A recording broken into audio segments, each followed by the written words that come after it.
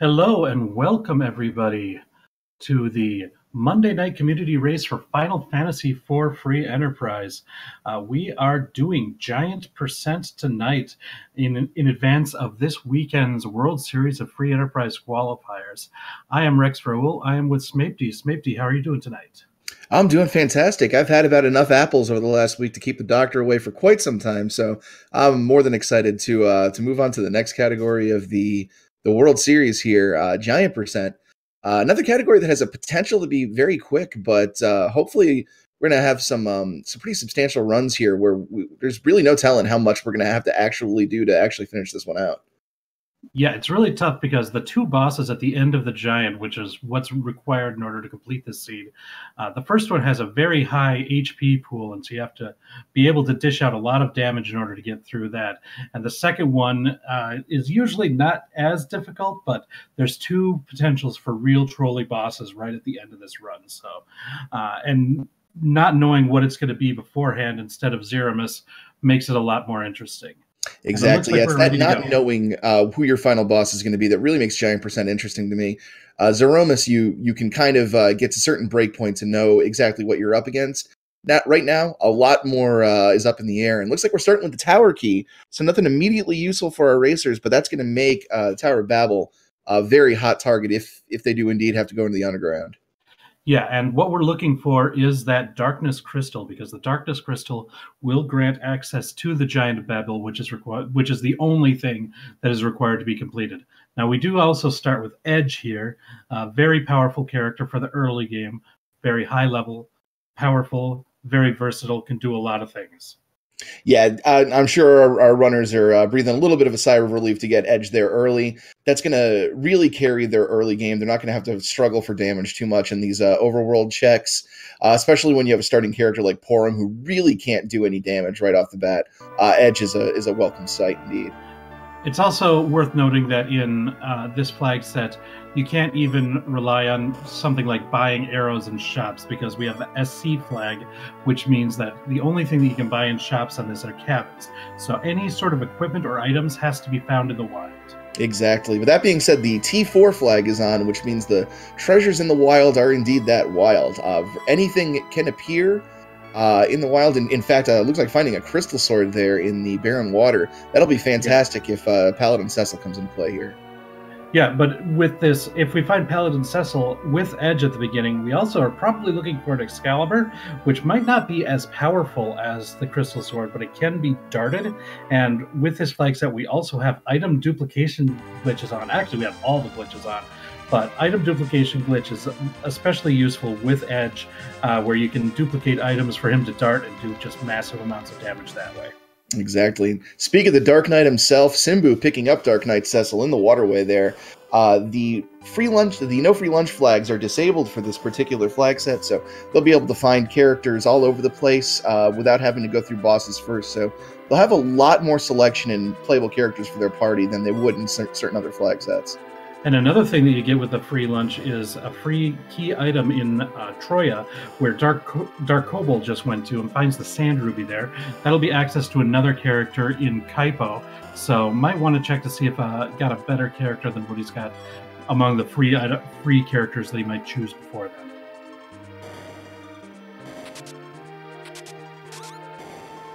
So yeah, we have 4 featured runners tonight. We have, I think, about 20 people overall racing. But Simbu 9, Christopher Warkin, Kate Sith 2, and Dark Kobold are our featured runners. Make sure you give them a follow for being kind enough to let us watch their race tonight. And Simbu picking up Rydia here in Damcian as he activates the hovercraft there. Yeah, Rydia is an interesting character. I think she's a lot more useful in this Giant Percent than she is in a lot of other runs. Those summons are a lot more useful in the final bosses than they are in a Zeramus fight. So she might be, it still is up to the runners if they think she's worth keeping, but it's a lot more plausible, I think, in this. You're right, you are. Kate Sith, tries to get into the Troya Armory, but does not have an Earth Crystal to show and is denied, but still a couple of other checks to make down there, and especially on T4, those checks could be anything. Dark Kobold did check that that Kaipo for just finds another twin. Not really interested right now. Meanwhile, Simbu is making the play on Antline. Very common early check for many different flag sets. Very easy boss to take on early, especially with Edge. And there's a lot of treasure to be had in that cave, which on this T4 flag set is a lot of potential good loot. Yeah, absolutely. Routing places that have a lot of treasure early is very common in these T4 flags, especially with the SC flag. We do see Quest for Workin heading up to Mount Hobbs, another common early play because you get to check out another character there behind the boss. So we'll see if that's somebody that Questifer is interested in taking to their team. And a huge benefit here for Simbu is he managed to find a boomerang for Edge. While it's not a very powerful weapon in its own right, it's powerful in that it does enable Edge to activate the back row glitch, basically setting the back row enabled flag on the character, and when you remove it, that flag never gets unset. So Edge is going to be doing full damage to the back row and full damage from the back row, which is going to massively increase his usefulness. According to the Water Hag here, which is basically a free fight, just got to attack it 3 times and you're done. Yeah, meanwhile, Questifer's fighting Leviathan up at the top of Mount Hobbs, finds a spoony bard there, decides it is worth it to fight. If we are able to find the spoon in this, not only is it a massively powerful weapon for Edward on this flag, because we do have the spoon flag on, it's also duplicatable, if that's a word, and so you can have it is now. You have many spoons for Edge to dart should the spoon be found. Yeah, with that Edge start at the beginning of this game, I think a lot of people are looking for that infinite spoon hype, and Quest for Workin is picking up the first piece of that puzzle.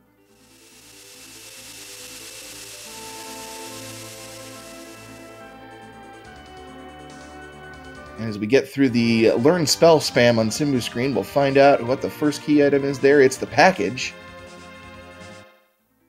Not immensely useful as far as progress goes, since the key item is going to be on Edward here. Hunting down the Mist Dragon for another key item is not in play, which can sometimes sneakily hide behind that boss of the package, but in this particular flag set, the package is just another character, which are already pretty abundant. Right, that long cutscene and boss that you have to fight is a lot less enticing when you've got a lot of free characters in Mysidia, Mount Ordeals, the Watery Pass, Dancian. So, yeah. Now that being said, if you were to step in there and see maybe Fusoya or even a Tella on Giant Percent, that might be tempting. Yeah, in Giant Percent, since you're required to go into the Giant of Babel, there is one of the grind options, and really, there's not a ton of grind options in this without being able to do shopping for sirens like you normally would. But one common grind method would be the D machine grind in the Giant of Babel. So having Fusoya or Tella is kind of required for that because they're the only ones who can gain access to the weak spell, which is really required in order to complete that, at least in any sort of fast method. Well, Simbu on his character name screen was asking for the King and Queen of Evelyn, but I probably wasn't wanting it here. That being said, this should be a very quick football gauntlet fight. Yeah, both Simbu and Questifer are there, so we'll see what that key item is that the King of Football will give.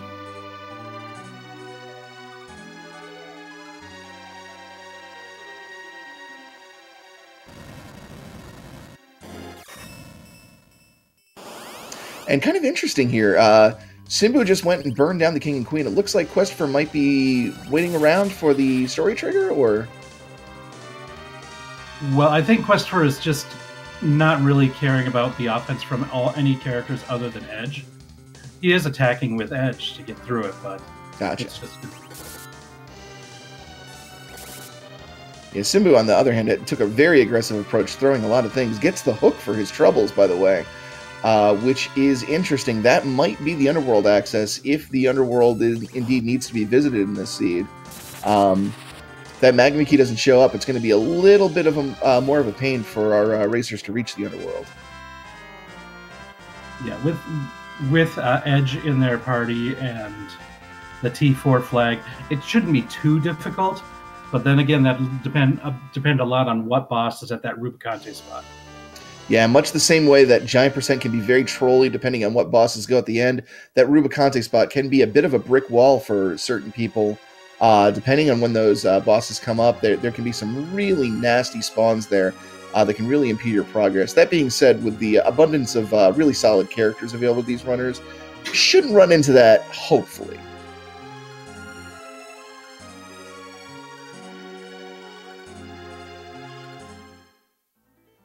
And we see some of the runners' quest for working right now, selling a lot of that equipment.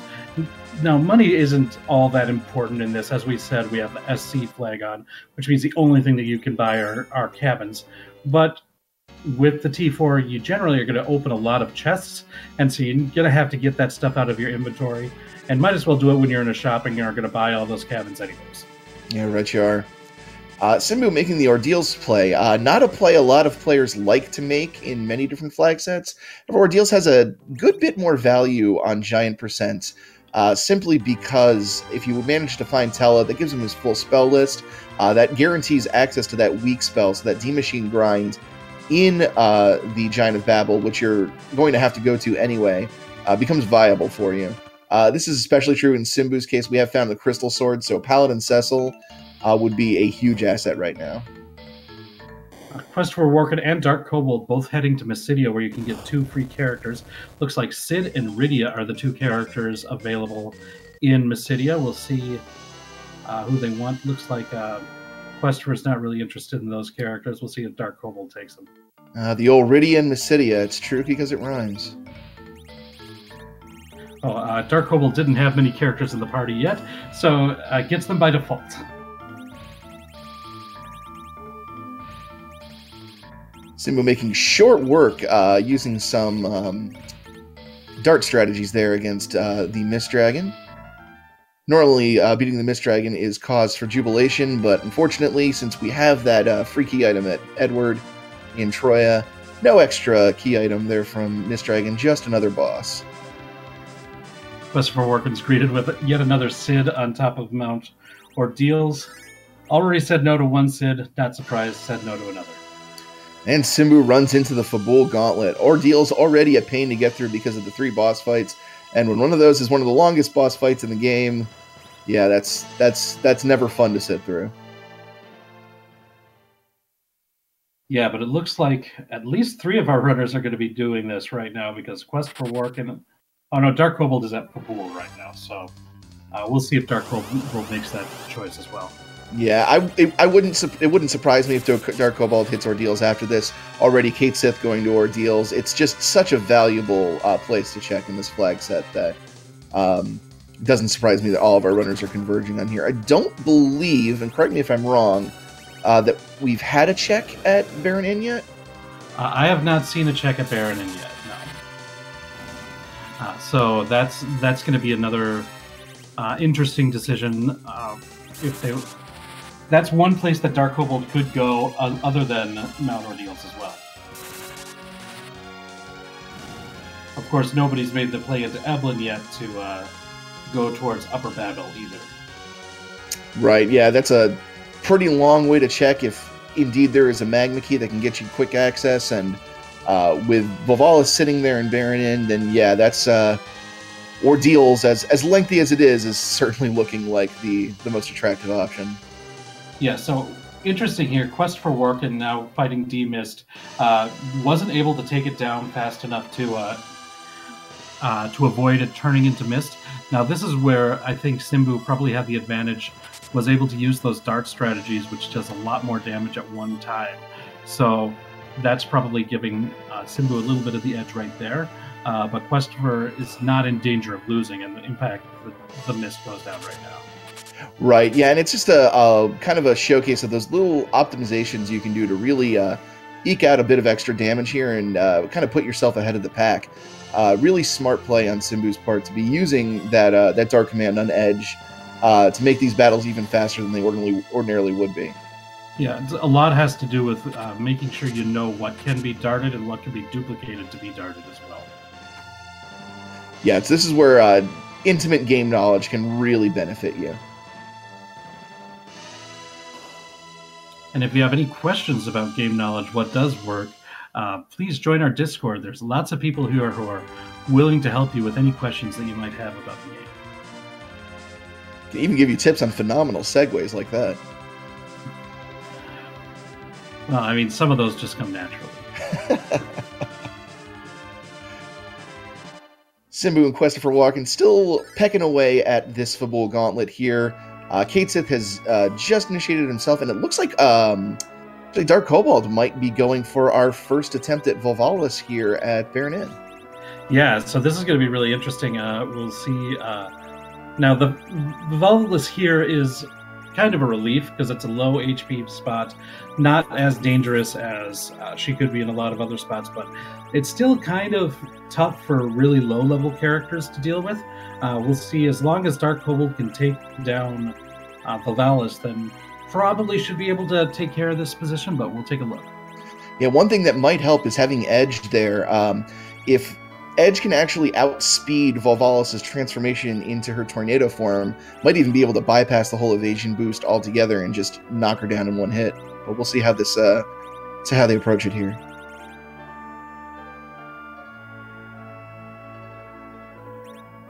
And it looks like the Earth Crystal is at Ordeals here. So another potential rabbit hole for our racers to go down once they finish Ordeals. Ooh, that first turn did not happen before Tornado form, but Edge able to do some damage, not enough to one-shot Volvalis.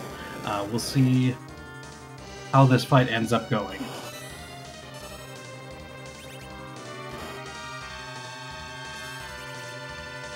And Simbu now has a Paladin Cecil with a Crystal Sword in his hand, and that is going to be an incredibly potent weapon, both for the remainder of the seed and going into whatever boss awaits in the Giant. Yeah, there are very few bosses that don't feel the pain of the Cecil with the Crystal Sword. That is for sure.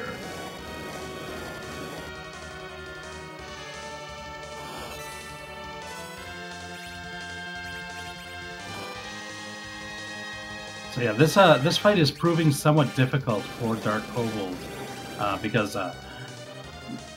even though Edge is able to hit Volvalis, it's only dealing about like 100 to 200 points of damage. Ooh, it does finally resort to a dart that finishes off Volvalis, so that'll be good. Yeah, correct me if I'm wrong, but I believe Dart manages to...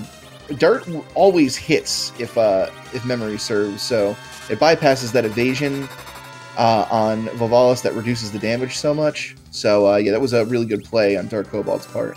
It's one of those things where I say that Edge is very versatile. I mean, he's got regular DPS damage. That Dart is an exceptional tool to be used from time to time, as well as the ninja magic that can be used to take out mobs early in the game as well. So it's just very flexible. It can be used for a lot of different purposes. And that right. Dart shouldn't be forgotten. Simbu taking this opportunity to raid the Troyan vaults now that he has the Earth Crystal in hand. Finds a ninja outfit, which is Edge's best armor. He's about to hit the big storehouse here. Always fun to check, especially in a T4 seed. If you're a fan of loot, and goodness I am. Oh yeah, treasure chests are the best part of RPGs. Dark Cobalt able to take out Bahamut in that second boss spot, gets the Adamant, which is a nice little rock, and it gets Dark Knight Cecil into his team. A couple nice high-powered items in there, but nothing truly spectacular in the Troyan Vault, so Simba's going to take this opportunity to go right into the Tower of Zot. Really can't fault this play whatsoever. If there's any chance you can bypass going through the entirety of Evelyn Cave to get into the underground, definitely take it. That Magma Key could be in here, and it could be what sets him apart from having to slog through Evelyn Cave or not. Yeah, I wouldn't be surprised if all of the runners put off Evelyn Journey till the very end, as long as they have to. Because if there is that Magma Key or the Darkness Crystal before then they just would save so much time with that, not having to go through there. Precisely. And one of the big benefits of that Evelyn check is being able to recruit another character, but already are runners with some incredibly powerful characters on their team. That really diminishes the value of going into Evelyn to get that character. Yeah, if you don't have the free lunch, the FC for free, or NC for no free lunch characters, if you don't have the free characters, then getting to Evelyn early makes a lot more sense because you want to see that character. Because sometimes it's difficult to grab together. But we've got a wealth. We've got the Sand Ruby. We've got the package. We've got all sorts of stuff. And Wyvern is sitting on the Maga Sisters spot in Tower of Zot. Simbu with no fear going right in there. He knows that the Witchburn flag is on. That removes Wyvern's Mega Nuke ability that he opens with, replaces it with a random spell, and he's just going full aggro on Wyvern, hoping to get it burned down before those nukes start taking out his party. Yeah, that's tough. That Mega Sister spot has a pretty high HP pool for this part of the game. Right, you are. Normally that HP is split amongst 3 targets, but in this instance, that Wyvern is representing 3 characters worth of HP, so this might take a little bit to burn through. Edge is hitting for about 1 to 1,500 with those darts. It's probably going to be the most significant part of his damage output right now.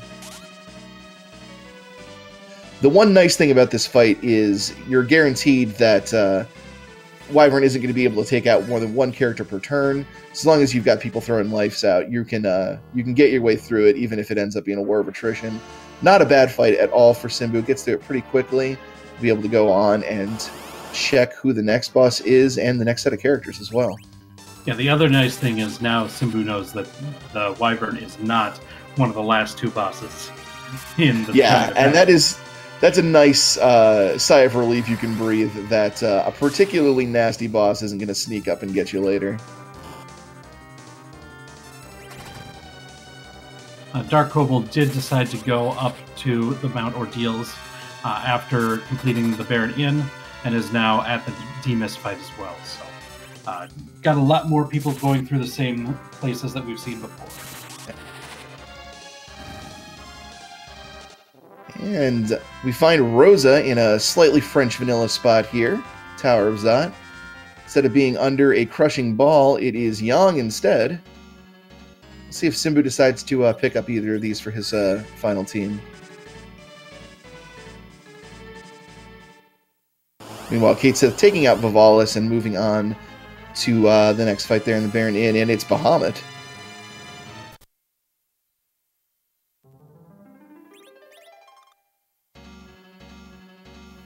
Looks like Dark Kobold saw the Fabul Gauntlet of that second spot, wanted to make some adjustments before trying it again.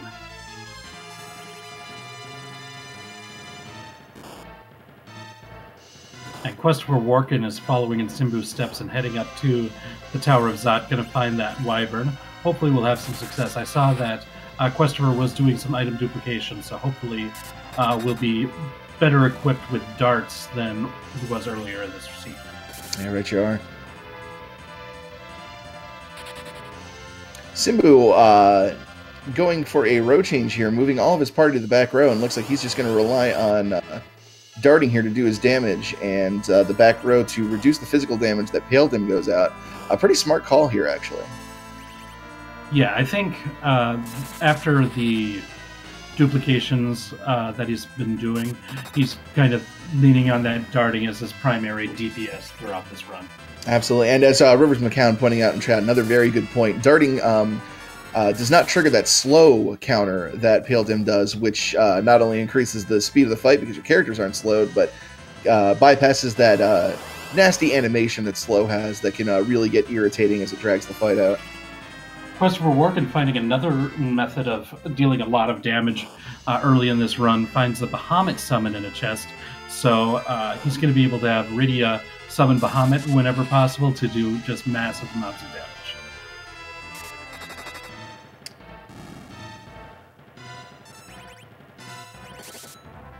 Of course, it is a high amount of MP to be using on that, but it usually ends battles very quickly. And Simbu is rewarded for his journey in Zot with a pink tail. So not a progression item, but that is a free suit of adamant armor if he wants to pick it up at any time. And that is certainly something that can make a Crystal Sword Cecil just a one-man wrecking machine. Yeah, I mean, this is at this point, Simbu's got to be thinking, as soon as I've got the Darkness Crystal, I'm good to go, because I'm going to have an adamant armor, I get a Crystal Sword, I can have stuff to dart, I'm good to go. Yeah, the only thing that might be a concern would be HP totals, because again, there's that uncertainty of Giant Percent on what exactly you're going to be going up against as those bosses there. And if there's some bosses with some particularly nasty attacks that you can't survive, and especially if they're multi-target, then you might need to do a little bit of grinding to get the HP totals to survive. But at the very least, since he doesn't have anyone right now that can make an easy work of the D-Machine grind, it's the weak spell that really enables that.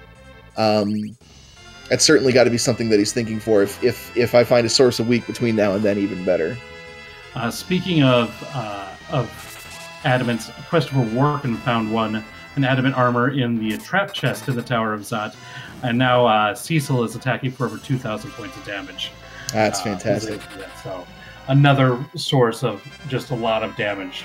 So we're seeing a couple of different real strategies of how you're going to deal the damage in this race.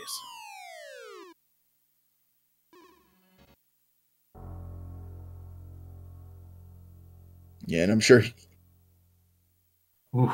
Oh, yeah, that is one of those little game knowledge things that rarely comes into play. But Wyvern does have that counterattack when targeted by summons. I'm not. Is it Bahamut specifically, or summons in general that trigger it? But I think I've only ever tried Bahamut and never tried another summon once that happened.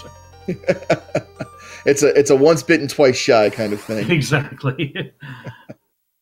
The chat, Rivers McCowan, who's also doing our tracking tonight, saying it's summons in general, and I trust Rivers. Oh yeah, if there's one person you can trust on game knowledge here, it's absolutely him. So Christopher back in that fight will almost certainly got through it fine. Berserk, Adamant Cecil with the Crystal Sword, no problem. Yeah. Simbu going ahead and before making his trip into the underground is stopping to pick up that suit of adamant armor, and really can't blame him at all. It looks like he put that on Edge. It looks like put that on Edge and a power robe on Cecil. So yeah, it looks like he's going to be leaning heavily on Edge as a major source of damage here. Yeah, I think I might have seen. I don't think he's got that Crystal Sword. I think he's working with a Fire Sword, and that might have been the reason why he didn't want to put the adamant on Cecil. That would make sense. It was in that Baron Waterway, and some people skip those early Baron checks just to gain a little bit of speed.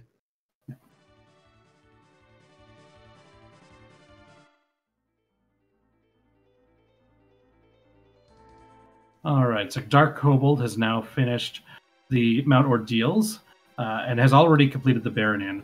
So we'll see where he goes next, if he decides to go up the Earth Crystal like most of the other runners have done, or if he makes the play to the Underworld. Simba, in the meantime, is our first of our Restream runners to enter Eblan Cave, which we now know is required. This is indeed a hook seed. So he is going to have a jump start on the rest of our racers as far as making it to the Underworld here. And you notice he is bypassing all of the myriad chests in Eblan Cave here. He's pretty confident with the equipment that he has, and it's probably just going to be beelining to objectives here instead of trying to pick up loot. We have Sid in Eblan Cave, and Rubicante's spot is going to be occupied by the Dark Elf. That's a welcome sight, I think, for the runners. Yeah, absolutely. Dark Elf, one of those bosses that can be crowd controlled effectively if you have the right items or spells. Once they transform into the second form, it is vulnerable to a few of those status effects that can be pretty debilitating. So we'll see how Simbu approaches this fight.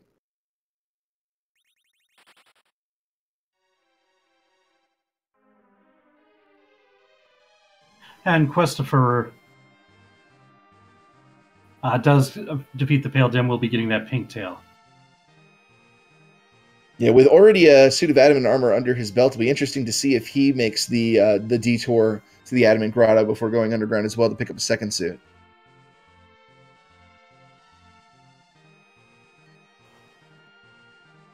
I imagine at this point, most of the runners will probably cash it in. They have to go and get the hovercraft anyways. Might as well go ahead and get that adamant armor right when they're going to be flying around with that anyways. And then Yeah, they'll absolutely. have an Plus, advantage in all the bosses coming up. Exactly, and it's just such a nice piece of equipment to have. Just really feel secure knowing you have a virtually invincible party member. In Christopher Warken's case, he's going to have two of them since he picked up the trap chest as well. Yeah, virtually invincible, and they just do so much more damage with the plus 15 to all stats. So really, anyone that you put it on is just going to be a monster. And we get to see who is in the King and Queen Evelyn spot, and it looks like it's Dark Knight Cecil. So this might be... Ooh. Yeah, that is a lot of damage. We'll see how Simbu tries to approach this, but this could be problematic. Yeah, looks like Simbu is going over the curative items in inventory.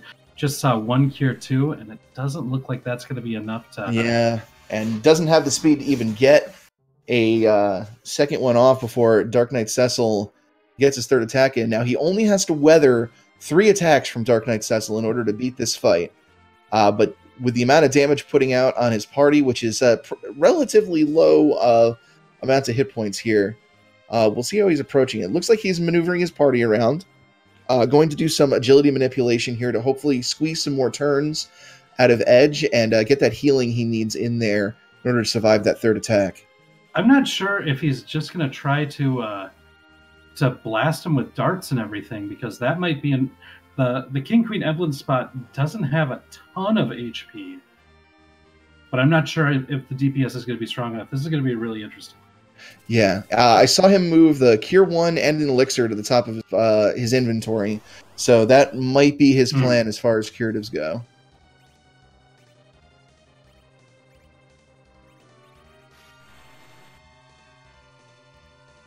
First attack goes on. Edge gets his turn off.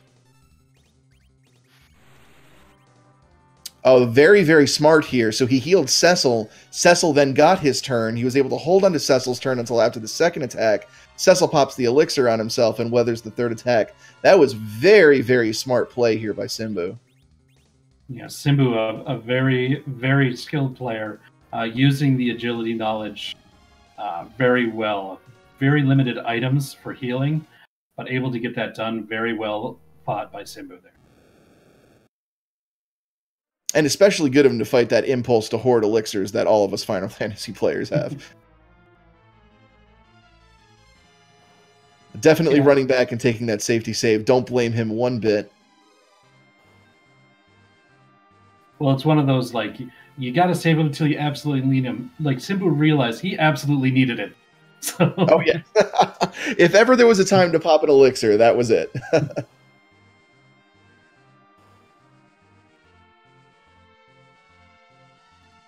Meanwhile, some of the other runners going back over some places.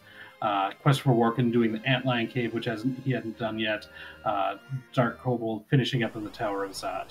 Right. Meanwhile, Kate Sith going into Damcien to unlock that hovercraft and get that underworld access and probably pick up a suit of adamant armor as well in the process.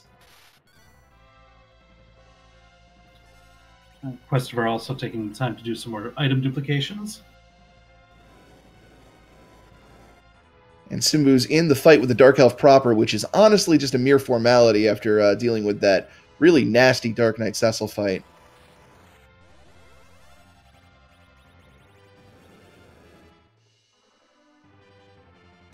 And yeah, we mentioned earlier that this trip through Evelyn Cave can really, based on the bosses that show up here, can really act as a stonewall for some racers.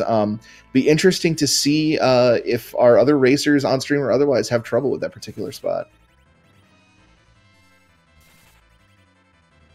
Yeah, that is a pretty nasty spot to find Dark Knight Cecil.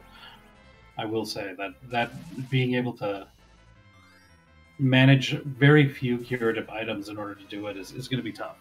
Right. And it's, again, since cabins are the only thing you'll find in shops, it's not something where you can just back out and pick up some healing items to get you through. You really have to rely on just what you've picked up out of chests, and if you haven't picked up the curing items, well, you might have to go hunting for them.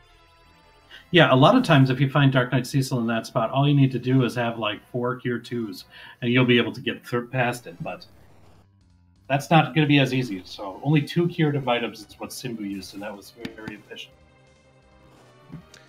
And Simbu has moved Dark Elf into Phase 2.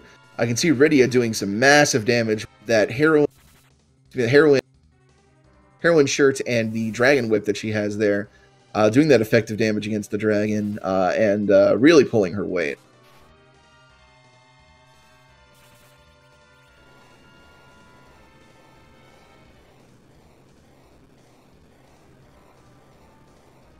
Yeah, and that means looks like Simbu's going to be the first one of our featured runners to officially make it to the underworld. Yeah, and now begins the question of where do you check first? You've got that tower key. It's been sitting in your inventory since the beginning of this match. So that's 2 potential key items there. Dwarf Castle, always a popular check when you have access to that warp glitch. And then there's always the free item that you can get from Yang, and the free item that you can get in the Fey March. So it'll be really interesting to see what Simbu prioritizes now. Looks like we might have some technical issues with Dark Kobold, but we'll see if we can get him back up as quickly as we can.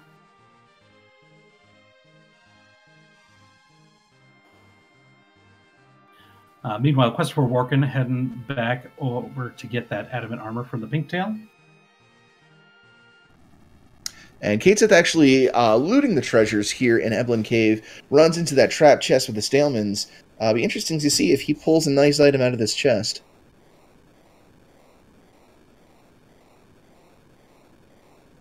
Well, that's like one of the give and take of this sort of seed. Quest for Worken, we saw opening the chest up at the Tower of Zot, was able to pull an adamant armor out of it. It took him longer to get through that dungeon than it took Simbu. However, afterwards, his party is arguably quite a bit buffer. Right you are. And I believe Quest for Worken has that crystal sword from Baron that Simbu doesn't. So we'll see if the difference in equipment can make up for the time difference between them right now. Simbu going right for the Fey March, though. Going right for that free chest there. If it doesn't find the Darkness Crystal, might be hoping to stumble across the pan to increase the amount that checking Yang will pay off. Just finds the Legend Sword in the Fey March, though. Well, that Legend Sword is pretty nice since he's got an Adamant, he's got a Paladin Cecil, and he's got an Edge. So that could mean as many Excaliburs as he wants to dart.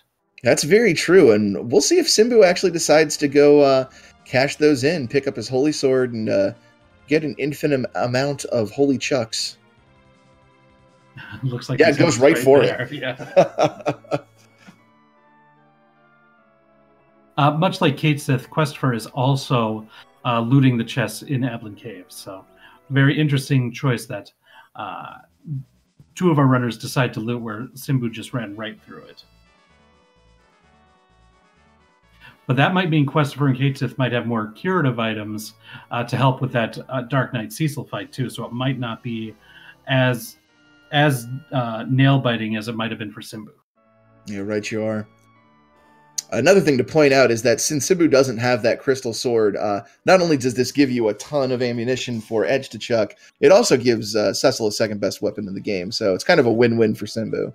Yeah, that's a very good point. If he had the crystal sword, he might think like, oh, I'm darting these Mirasamis. They're plenty enough damage. I don't need to take the time to do there. But when you're also going to be buffing your Cecil's attack, that's quite a bit different. Exactly.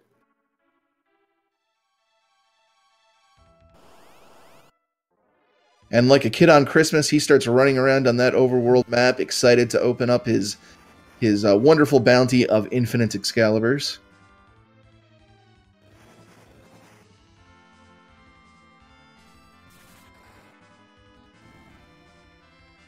Get to see the not very often seen Trap Rose.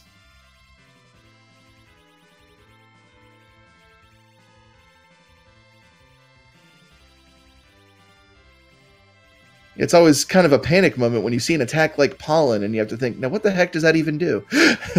Yeah, does that mean, like, is that going to put all my characters to sleep? That would be That awful. was my initial thought. I'm like, oh, this could be painful. But Simbu does get the duplication glitch taken care of. He's got that right hand ready to slap an Excalibur in and come out with a much increased quantity of them. Yeah, that's going to... 2 of his characters' damage is now increased pretty significantly, and now it's probably just hoping to find that darkness crystal as soon as possible. And heads right over to Dwarf Castle here for the check there. Now, since we've got the warp glitch activated, that means he can get the item that is in the sealed cave here if he uses the warp spell from this room. So he'll be able to get not only the item you get from King Giat, but the king item from the sealed cave as well. Yeah, so we've got a couple places that we can check for 2 items, this being one of them. The tower is going to be another one. Now I have to think, does Simbu actually have the warp spell right now? If he has Rydia in the party, I think with the amount of bosses that he's killed so far, I think she has warp by now. Okay. Couldn't remember just off the top of my head how early she learns that spell, but she learns it rather early. Palom learns it rather late. I see.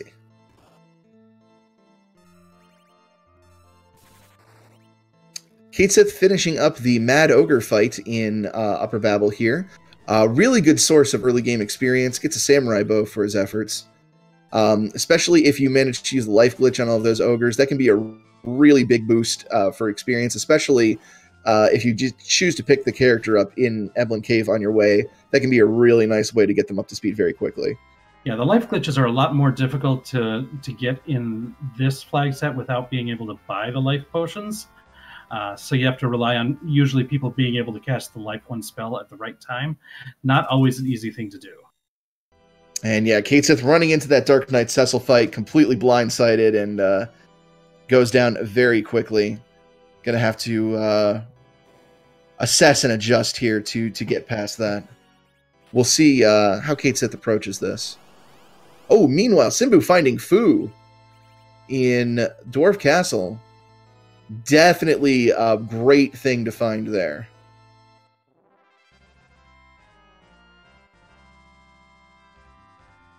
Yeah, definitely snatches up Fusia to his party. That'll be great. Now, if he does require a grind, he's got access to that Giant of Babel grind. He might have to fight bosses till he learns weak, but it will be available. Right, JR. Just a quick glance at Fusoya's HP total in that fight. Fusoya was at 1700 HP, which means he was only 2 boss fights away from full power. The 1 boss fight that you do after it puts him at 1800 HP, so he's only missing 3 spells from his repertoire. It's pretty likely he has weak at this point, but even if he doesn't, Simbu just has to farm 1 more boss, and he'll have the means he needs to level up inside the D Machine. Yeah, having completed Mount Ordeals, the Baron Inn, and Tower of Zot, that's a lot of bosses. Take it down early. And there's the pan. That's what King Giat gives. He's going to check the Dark Crystal spot. It's the spoon. Well, Simbu doesn't have Edward right now, but he does not. I don't believe Simbu ever checked Hobbs. But the spoon is in play. So hopefully we might see some infinite spoon hype from one of our restream runners here. And then, yeah, with that pan, immediately going to go and whack a monk with it. Definitely a strong play here, because that's going to be 2 key items from Sheila. Sheila has had the goods in a lot of these most recent seeds, so it'll be interesting to see if she's holding on to him again today. Quest for Workin had double Paladin Cecil, so was able to just smash through Dark Knight Cecil without too much of a problem. Very interesting. Very different than what Simbu did. This is just raw power. That's pretty fantastic. It really shows you how different the equipment that you get can really change how you can approach certain things. With just 2 adamants and the sort of gear he's got in that Cecil, no need for finesse and healing potions when you can just smash evil back to where it came from. Yeah, smashy smashy is a valid strategy right there.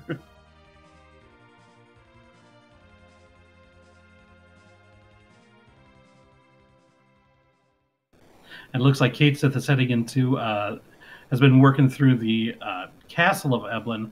There's 3 fights in there, trying to do a little bit of grinding before trying that Dark Knight Cecil fight again. Yeah, right you are. Plus a ton of chests and a lot of potential value for items here. You might be looking for something that can help him get through that fight. Maybe some more curative items. Anything that can lessen the pain of that Dark Knight Cecil fight. That Crystal Sword doing work on the Dark Dragon got the quad 9s. Yeah, Dark Dragon with a pretty notorious weakness to holy damage there, and you can certainly see it. And I believe the Crystal Sword also does extra damage to dragons as well, so very strong there. Sheila with the Magma Key and the Rat Tail. Magma Key's pretty rude of her, but the Rat Tail could lead to something here, maybe even the Darkness Crystal itself. Yeah, we are running low on items here, so or places that we could check. So if it's not here, if this is either going to leave somewhere, or we've got the Tower of Babel left, the lower tower. Yeah, especially since we've had that tower key since the very beginning, it might be screaming for somebody to check it right now, but kind of a slow check, even if it does give you 2 items. A lot of players are a little bit hesitant to go in there unless they absolutely have to. Simbu also having to switch airships in order to get the one that has the hook to grab the hovercraft. This is all to go to the Adamant Grotto, which is really close to Fabul, where he got the rat cave, or rat tail. So it is free Enterprise, not free Falcon. Gonna have to get that Enterprise if you want to carry the hovercraft around. Simbu finding the twin harp. Could we be greeted with some music here today? There's always a possibility. We'll see if Simbu's a hero for the people. He's going for it. He's going north. Simbu is going to grace us with some wonderful harp music here today. I personally can't wait. This is really good. Meanwhile, Christopher Walken is making that play up the lower tower. So we're going to see a divergence of routes where Simbu went versus where Christopher's going. So this is going to be really interesting to see which one of these is going to be what leads us to the dark. Yeah, absolutely. Really excited to see how this plays out. That tower key being the first item that everyone has gotten. Some of our racers might be thinking that that's going to incentivize a lot of people to check it. That might be what Simbu is thinking, so he's been checking otherwise. But we'll see if Christopher Walken deciding to go and check on that that's been sitting in his pocket since the beginning ends up being the play that needed to be made.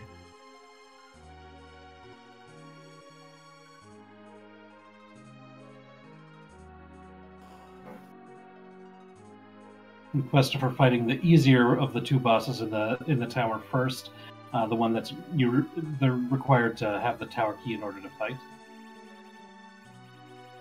Yeah, I know a lot of people like to hold this fight off for second, since you have to come back past it anyway, and you don't get to check what actually item you get until you leave the tower. Since you get to immediately check what item you get from the boss of the Tower of Babel at the top, if it ends up being the item that you need, then you can actually just bypass this completely. But Christopher Walken really eager to just turn that tower key in and see what it's worth. Well, if he's anything like me, he's forgotten to go into that room on the way down. Because I've done it many times. It's like I'm almost out of the tower. I'm like, oh, now I got to climb all the way back up to get that other item. It's always a heartbreaking feeling when you cross that bridge and no cutscene appears. Anyway, let's listen to some music here.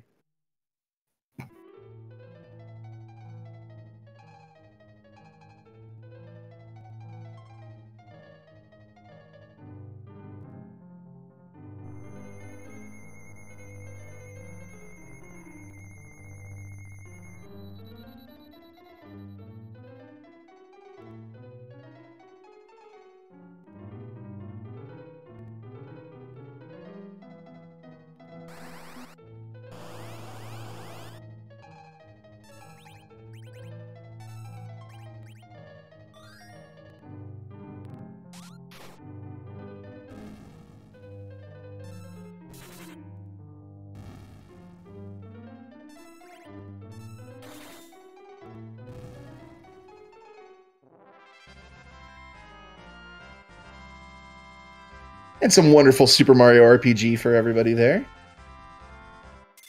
Yeah, Simbu making quick work of that fight, but it was nice to hear that music. Quest for Warken finding a tough boss, the Ogopogo, at the top of the tower. But he does have his double Cecil's trying to finish it off right now. And Simbu might be the hero that chat deserved, but not paying off for him. Just getting the Luca key, which he has already checked through the use of the warp glitch, so he is actually just going to save scum right out of there.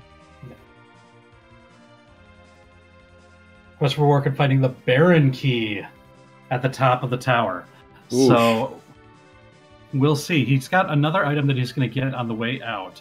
So we'll see if that's going to be what's going to lead him to the Darkness Crystal. Yeah, it'll be really interesting to see how Quest for Warken plays this. If the item that you get from the cannon tower ends up not paying off, we know that most of the rest of the underground checks that you would make don't go anywhere. But since they're offering, 2 items a pop here, he might be less incentivized to go for that Baron key. And honestly, that might be the play. Right. So I believe we've got it down to there's only a couple that are left. There's the crystal, the regular crystal, which doesn't do anything in this, and the Darkness Crystal, which is what we need. Right? I don't think there's any others that are in play still. We know where they all are. I believe that accounts for everything. So let's see what we get here. If this is the Darkness Crystal, then Questover's gold. If this is the regular crystal, then he might go down that route that you were just describing to me.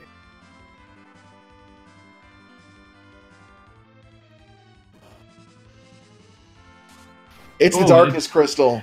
It pays off for Questover. And there you go. The King of Baron was leading everyone down the right path the entire time, gave everyone exactly what they needed to finish this seed, and Quest for Warken is in go mode. But is looking for something still. Maybe a 10th key item? 1, 2, 7, 8, 9. Yeah, it's at 9 key items. So going down here to get the 10th key item so that he'll be able to get that double experience because we get at that 10 key item level. And that is an incredibly heads-up play by Quest for Warken, actually. Getting that Darkness Crystal might incentivize you to just immediately want to make a go for it. Quest for Warken keeping his head in the game, realizing he's right next to that double experience bonus, knowing he might need to get some grinding done on the D machines inside of the Giant of Babel here. So picking that 10th key item up and doubling the rate at which he's going to get that experience, very, very smart play.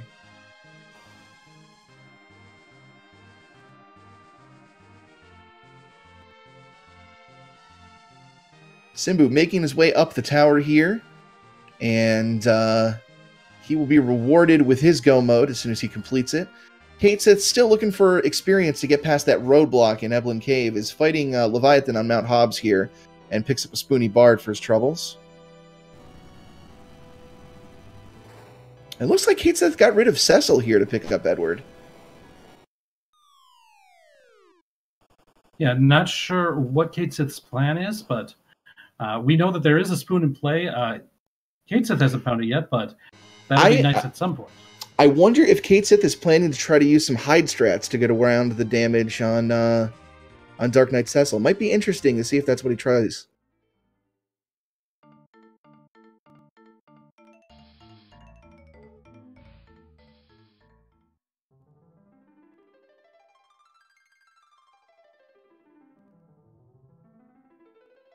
And it looks like Simbu is still going to be the first one to activate that Darkness Crystal. Character in off the package didn't like what he saw, and so now it looks like he's heading over to Mysidia or somewhere else. No, Mysidia. There we are.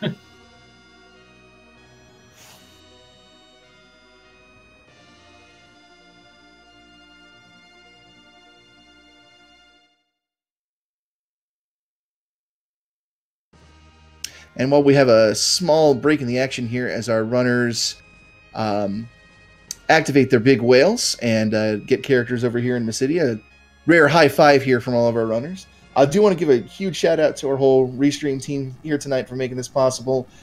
We've got Demarine running the Restream itself, Rivers McCown himself doing the tracking, And yeah, big shout out to those for really making this event possible. And shout outs, as always, everybody at the Random Mania Network. We love having our Monday night community race over on the Random Mania channels. It's always good fun. Yeah, and definitely check out the Free Enterprise Discord. If any of this looks like fun, there's going to be tons of Giant Percent action going on this week as everybody gears up for the World Series of Free Enterprise Giant Percent event qualifiers. And that'll be happening this Saturday and Sunday, so definitely check us out. Also, make sure to check out on Friday night. We've got all of the final tables for the Appleseed event as well. Yeah, that is definitely going to be an event to watch. That's going to be best of the best in an extremely technical flag set here. You're going to see some really, really strong, tight races there. All right, looks like Simbu is about ready to see the first boss. Questfer is still looking for characters. Finds Tella. That might be what he's looking for, someone to be able to cast that weak spell and do some D-machine grinding. And Simbu is running into one of the forms of Scarmiglione, better known as Mylon. It is going to be his first form, and it looks like he's just going to make a go for it. Yeah, I think Simbu is probably pretty happy to see this fight here. Yeah, not a lot of damage that Mylon won. He do have those counters with Lit 1, but that's going to do barely any damage to this team at this point.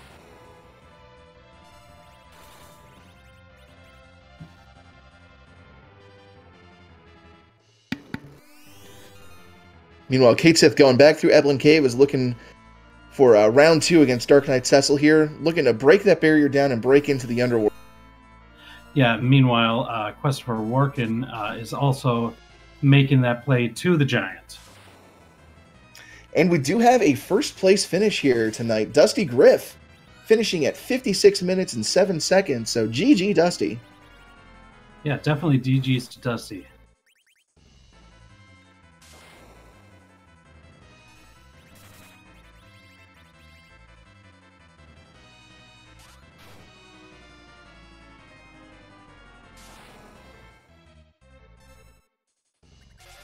Yeah, this is certainly a race where basically came down to your choice of route, and basically everybody had to go through largely the same path to get to the underworld.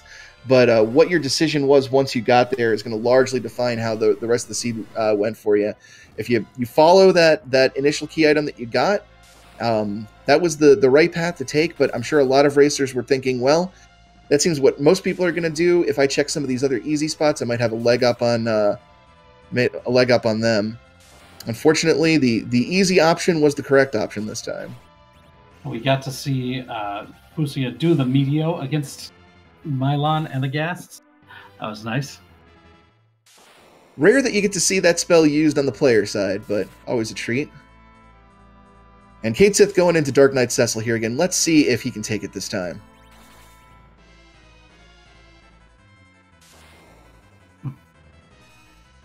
That's unfortunate.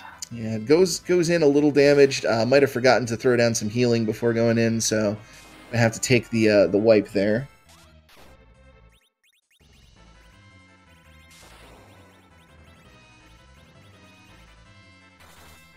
And it looks like Questifer is looking for that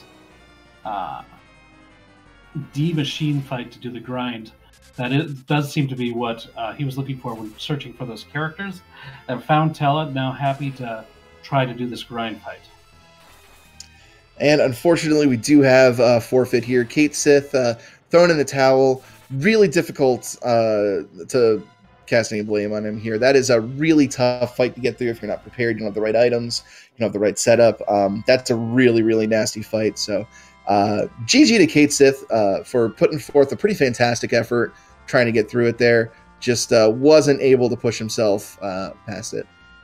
Absolutely. That's definitely known, or the Pain Man is known to bring the pain. So. Definitely. Simbu finishing up the Mylon 1 fight and is one boss fight away from finishing this seed. He's going to go back and take a safety save. And we'll see who is waiting for us at the end.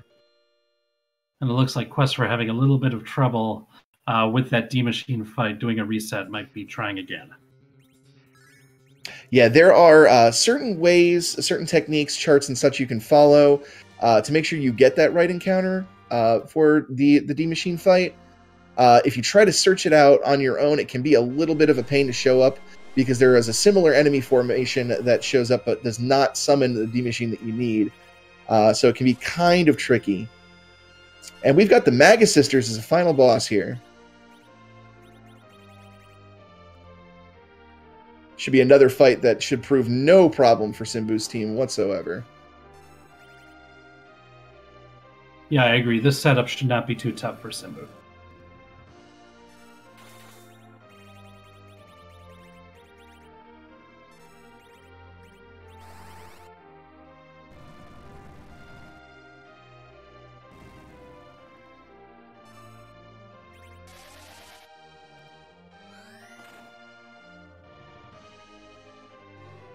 And Mindy goes down first. If Cindy doesn't go down quick, we might see a resurrection, but they've been damaged pretty heavily. Yeah, that's not going to happen. So all that's left is to clean up Sandy. And Simbu. This nuke might do it. Got it. There we go. Simbu finishing second place in official SRL time of 1 hour, 21 seconds. GG Simbu on a really fantastically run seed.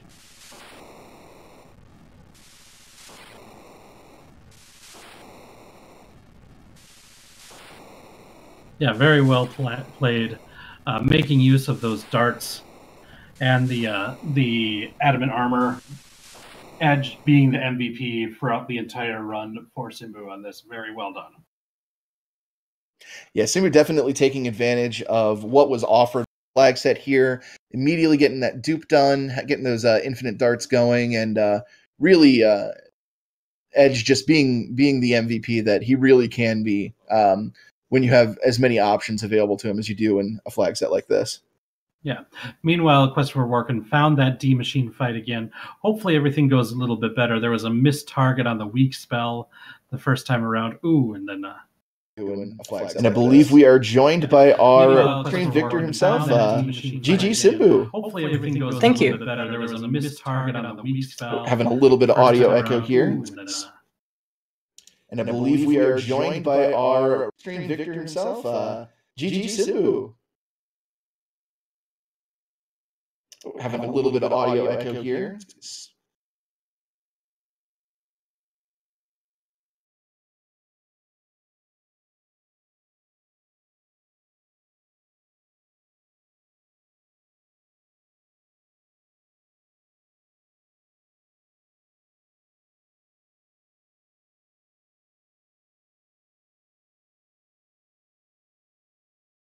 Okay, let's see. Is it working now? Okay, sounds like we're good now. Anyway, yeah, GG Simbu. Congratulations. Read it all when you. I wanted to ask you that fight against Dark Knight Cecil was really.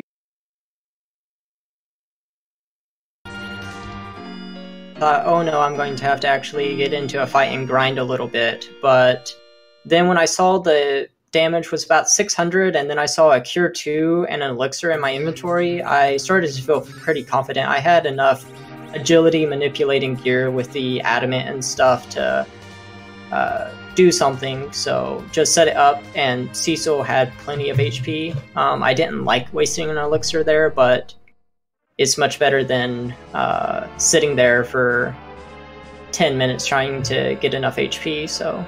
Right, exactly. We made the comment when we saw it happen that no Final Fantasy player likes to see an Elixir actually used. I mean, it wasn't too bad, because with an adamant armor and Rosa, it's like, yeah, this is the only place I'm going to need it, but... yeah. Yeah, I was wondering at first if you were considering just like trying to mow down the Dark Knight Cecil with the darts that you'd been doing before then. So I guess like when you ended up doing the healing and using those two items in precisely the right order. That was really interesting. Yeah, so I think that spot has 6,000 HP, and I knew my darts were doing less than 2,000 a pop, so there was it wasn't possible to get 3 off as far as I know. And I think I needed 4 at least, so... It was really interesting to see because I know you didn't check all of the spots in Baron at the beginning, but there was actually a crystal sword in the Baron water, and Christopher Warkin was actually right behind you going into Eblin Cave, and his approach to that fight was just, I have 2 Cecils with 2 holy swords, I'm just going to plow through them. So it was very interesting to see that dichotomy of grace on your end and just sheer power from him. Well, and Questover found another adamant armor in the Tower of Zot as well. So had 2 adamant armors, two crystal swords. Yeah. Yeah. I try to take an elegant approach to most things, and once I get just the littlest bit of equipment, I'm very much a minimalist. I'll take whatever I can get, and I won't say no to a crystal sword or an adamant armor, but I won't go out my way searching for one. Well, you did go a little bit out of your way and fly down and get the Excalibur, but I think that makes sense too.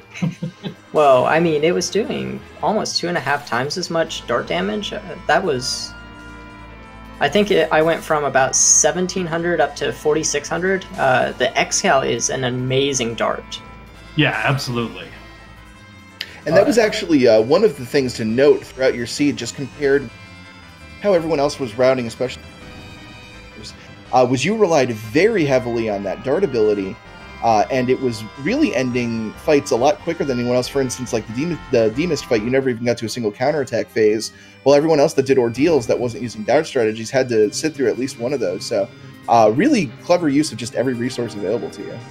Yeah, Edge is OP in this flag set. Just so Edge and Tella are somehow the most OP characters. I mean, Edge is always OP, but when you have the Duke glitch, Edge just goes crazy. Yeah, especially when you've got things like you had the Mirasame early, Excalibur's late. There was a spoon that was possibly people could have glitched in this race because Edward was available at the top of Mount Hobbs. I don't think you saw him, but he was there. Yeah, it would have been nice, but again, I was happy with Excals. It would have been some nice damage, but completely unnecessary. And unfortunately, it comes down to one of those percentage plays of, do I chance finding Edward on my first try? If I find him the first place I look, then I gain time. But what's the chance that he's in the first place I look? Or what if he's in the second place I look? And that... I tried to err on the side of caution of, yes, if he's in the first place I look, I will save time, but if I have a very clear-cut way that might be a little bit slower, I'd prefer not to play the odds on those particular checks and instead play them in key items and stuff.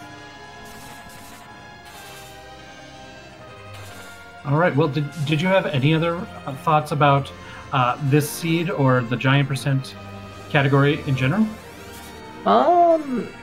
Not in particular. I really was fond of myself using the quote-unquote Penguinator special of only doing half the tower. That was really fun. I managed to talk Invulnerable into doing it like 3 times the other day, and every single time it failed, but it worked for me, so... But no, had a lot of fun, and... It worked for the runner who counts, right? You got the second place. Yeah. Well, big GG, Simbu. It was a fantastically run race, and we'll be seeing you this Friday, correct? Yes. Yeah, definitely. Give Simbu a follow. Incredibly entertaining runner to watch. He's going to be participating in the final table here of our Appleseed event this Friday, and I take it you'll be competing in the giant percent category as well this weekend? Yep, that's the plan. Awesome. Can't wait to see you. Thanks again, Simbu, and have a wonderful rest of your evening. Yep, you too. And just catch you up on a few results that happened during your interview here. We have got Shamstron coming in 3rd place here with a official SRL time, 1 hour, 6 minutes, 54 seconds. And our on-screen racer, Christopher Worgen, finishing 4th place just behind at a time of 1 hour, 7 minutes, 52 seconds. with BG Rich finishing 5th place, 1 hour, 8 minutes, 4 seconds. So GG's to all of our finished runners here. Absolutely, and we're going to see if we can get Questifer in for an interview as well.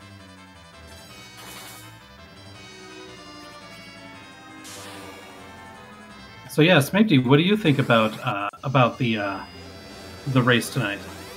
This was a pretty fantastic race, especially to see coming off of our Appleseed events where they were pretty straightforward and to the point. Just seeing the variety of routes and checks that our racers made, and really just the difference in strategies in approaching different things, and the time differences they made, where Simbu managed to check so many more places than our other on-stream runners and still finish as quickly as he did is a pretty big testament to how your approach and how you differ your approach compared to other racers can really change your overall time.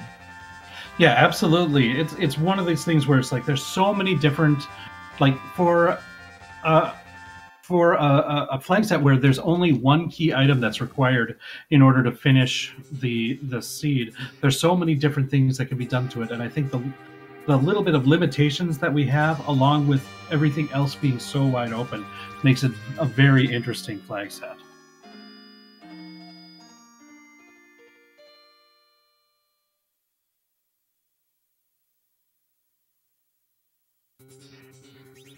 Yeah, and again, just the fact that you really don't know exactly what you have to prepare for in the end.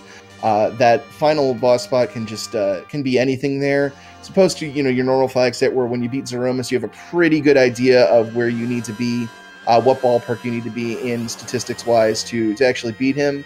This you kind of have to be prepared for anything. We had some particularly easy bosses here at the end of this particular giant percent seed, but there could be some nasty things that show up that necessitate a lot of grinding and a lot of preparation. And we do have Questifer working in here. Questifer, GG's work. Thank you.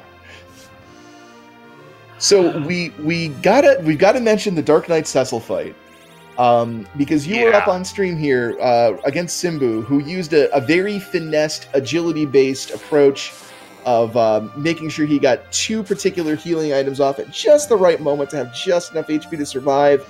And then you come in with 2 paladins rocking holy swords and just demolish the guy. Just smash, smash, smash. It's like, wow, he went fast, adjust, so edge is in center because he has 15 agility, where I have 2 paladin Cecils rocking animate armors, and smash face.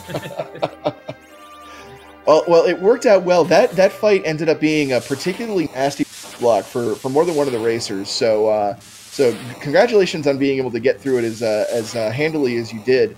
When you did get into the underworld, I believe you went right for the tower. Is that correct? Yep. And that ended up being the play. What made you decide to go right there immediately instead of trying to do some of the other easier checks first?